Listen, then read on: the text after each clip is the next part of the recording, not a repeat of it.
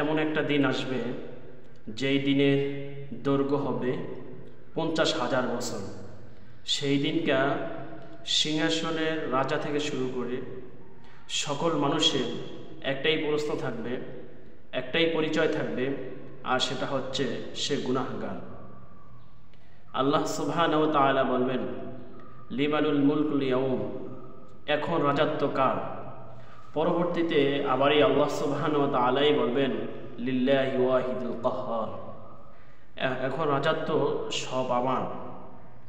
আল্লাহ সুবহানাহু ওয়া তাআলা সকল মানুষের উপরে যখন সূর্য রাখবে, বলছে যে মাথার উপরে কোনো কোনো রেওয়াতে আছে, বর্ণনায় আছে যে তার চাইতে 500 ফুট উপরে, তার চাইতেও বেশি উপরে সূর্য থাকবে। সূর্য থাকার পরে ওই সূর্যের তাপে মানুষের শরীরের ঘাম বেয়ে বেয়ে পড়বে। এক পর্যায়ে তারা ওই পানির ভিতরে হাবুডুবু খেতে থাকবে। আল্লাহ সুবহানাহু ওয়া তাআলা যখন ওই পরিস্থিতি হবে, আল্লাহ তাআলা তার আমল নামা তাকে দেওয়া হবে। বলছে যে এটা কেমন এক কিতাব, যে কিতাবে আমার ছোট বড় সকল গুনাহগুলো লেখা হয়েছে। এটা কেমন বই, যেই বইতে আমার ছোট বড় সকল গুনাহগুলো লেখা হয়েছে। তারপরে আমরা ওই গুনাহগুলোকে স্মরণ করব এবং আমরা স্বীকার করতে যাব মুখ দিয়ে যে না, আমি এই গুনাহগুলো করি নাই, বরঞ্চ এই গুনাহগুলো আমাকে অতিরিক্ত লেখা হয়েছে।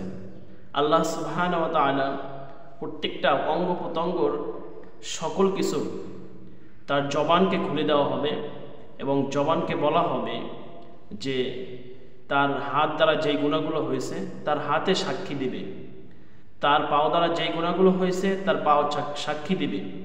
ওই দিনকে আল্লাহ সুবহানাহু ওয়া তাআলা তার মুখকে বন্ধ করে দিবেন, তার কারণ তার অঙ্গ প্রত্যঙ্গ প্রত্যেকটা জিনিস তার কথা বলতে থাকবে এবং আল্লাহ সুবহানাহু ওয়া তাআলার কাছে অভিযোগ দাখিল করবে।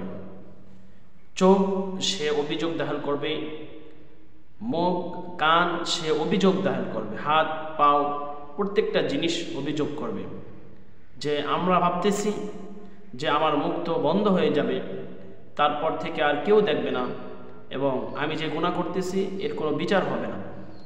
আল্লাহ সুবহানাহু ওয়া তাআলা দুনিয়াতে আসার পর থেকে শুরু করে আল্লাহ সুবহানাহু ওয়া তাআলা ফেরেশতাদের মাধ্যমে আপনার সমস্ত গুনাহ, যেটা ভালো কাজ করছেন, যেটা খারাপ কাজ করছেন, কি পরিমাণ গুনাহ করছেন, সকল কিছু আল্লাহ সুবহানাহু ওয়া তাআলা দেবেন। বলছে যে ইকরা কিতাবাকা কাফা বিনাফসিকাল ইয়াওমা আলাইকা হাসিবা। অতঃপর আল্লাহ সুবহানাহু ওয়া তাআলা বলবে যে তুমি তোমার কিতাবকে পড়ো, তুমি তোমার কিতাবকে পড়ো। যার আমলনামা ভালো হবে সে জান্নাতে চলে যাবে, যার আমলনামা খারাপ হবে সে জাহান্নামে চলে যাবে। এই যদি আমাদের পরিস্থিতি হয়ে যায় যে আমাদের প্রত্যেকটা অঙ্গ প্রত্যঙ্গ বিচার দিবে, তাহলে আমাদের দুনিয়াতে কি করতেছি এবং কি করে চলে যাইতেছি সেটা আমাদের জানার প্রশ্ন।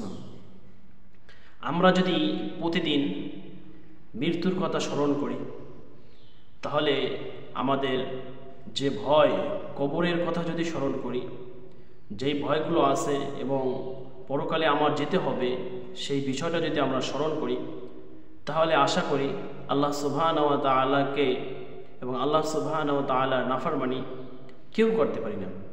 আল্লাহ তাআলা আমাদেরকে আল্লাহ তাআলার ভয় বেশি থেকে বেশি দিল এবং অন্তরে পয়দা করে দেব। সেই তৌফিক আল্লাহ সুবহানাহু ওয়া তাআলা আমাদেরকে দান করুন।